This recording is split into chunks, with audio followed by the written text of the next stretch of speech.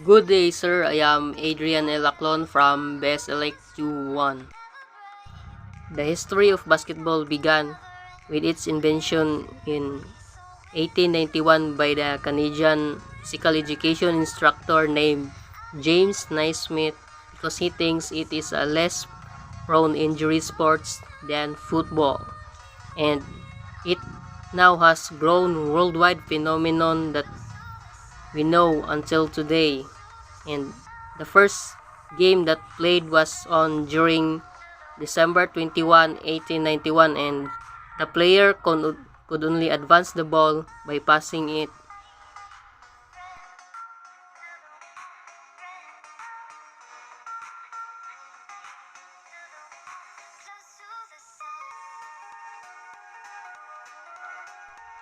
In order to win the game, your team must score more field goals than the other team. Field goals is refers to any of the basket players that scores during the game that the field goals shot inside was worth 2 points, and the field goal shot outside was worth 3 points.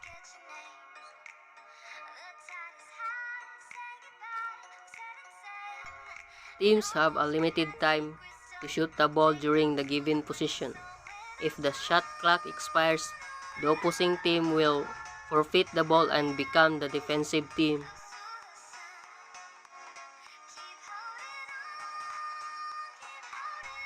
Basketball player may only advance the ball by passing or dribbling it as they move up and down on the court, because if they run while holding the ball, the referee will call it a traveling.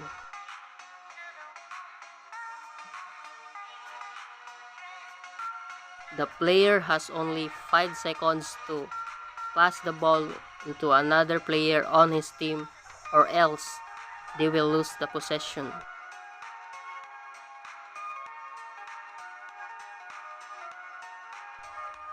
Once the offensive team pass the half-court line, the ball handler will never cross the line again, because the referee will award the possession of the ball to your opposing team.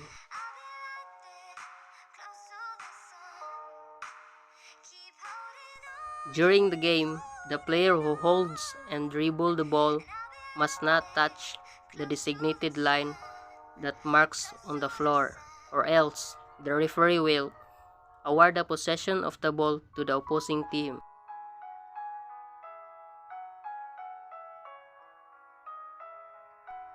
Players can incur fouls through pushing, blocking, or striking the players in the act of shooting.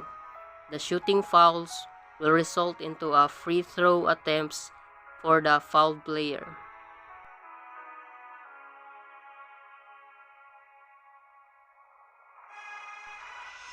Offensive foul are personal foul that the offensive player will commit when their team possesses the ball. The two most common offensive fouls are charging and illegal screening.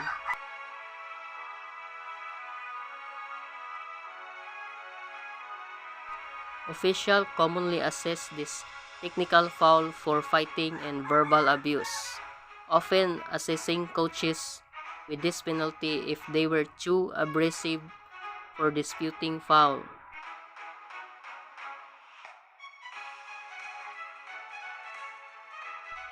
The NBA allows each team a total of 5 fouls per game. Once a team surpasses this allotment, they go into the bonus, which means the referee will grant a free throw to the opposing team for every fouls they committed.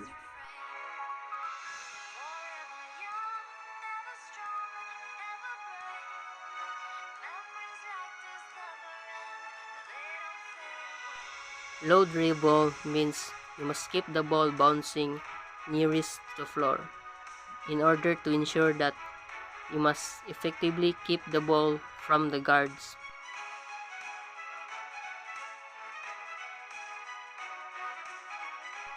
Speed dribbling is used when a player isn't guarded heavily, that he isn't forced to protect the ball excessively. This makes a good chance for the player to make a faster dribbling while achieving some distance to the opponent.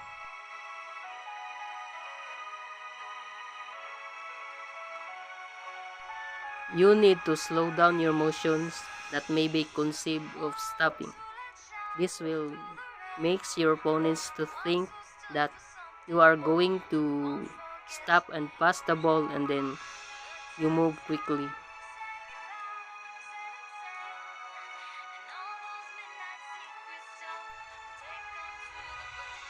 This is used to deflect the guarding player. This is characterized by one-hand dribbling while pushing the ball in front and quick pass back to another hand to create a space.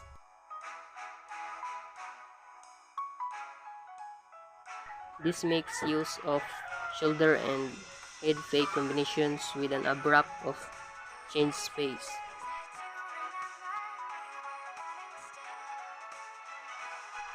When you're strongly guarded, you can use the reverse dribble to avoid your opponent from stealing the ball.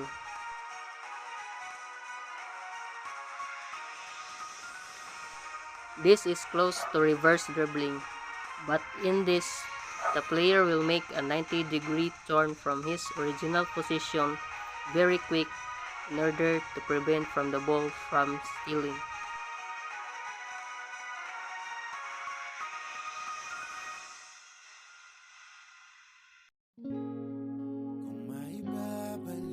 Jump shot is most frequently used for a mid to long range shots.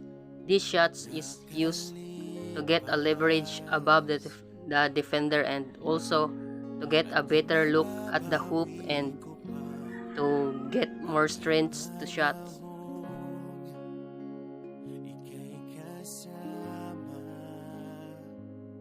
A slam dunks in basketball is an aggressive shot attempt.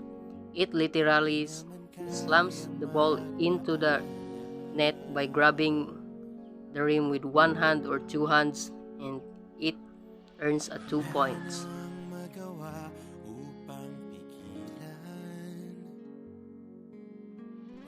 Layups are made from the short range by a player on the move towards the basket. The player might utilize the backboard if they approach to the hoop of the angle.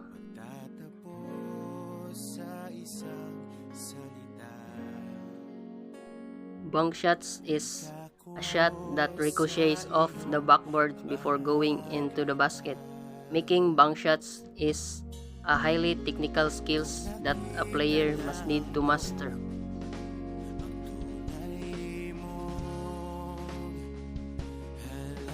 Tip in is when an offensive player taps the ball into the hoops as it is rolling away from the rim following from a missed shot. You just need to contact the ball with an enough force to send back the ball into the rim before the opposing defender can secure it.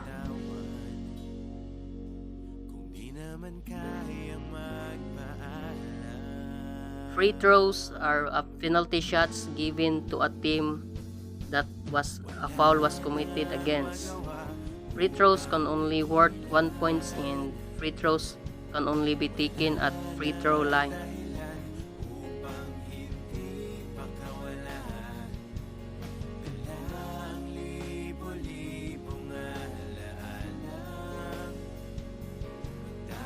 Bounce pass is a pass under the hands of a defender whose hands are up, most effective when it begins with a fake or pass fake up high.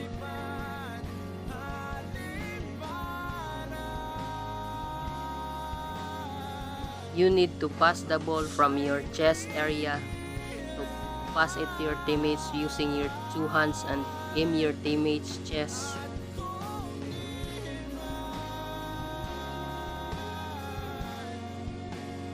Push pass are used mostly often when you're closely guarded. You just need to push the ball with your one hand while taking a step in order to create a space from the defender.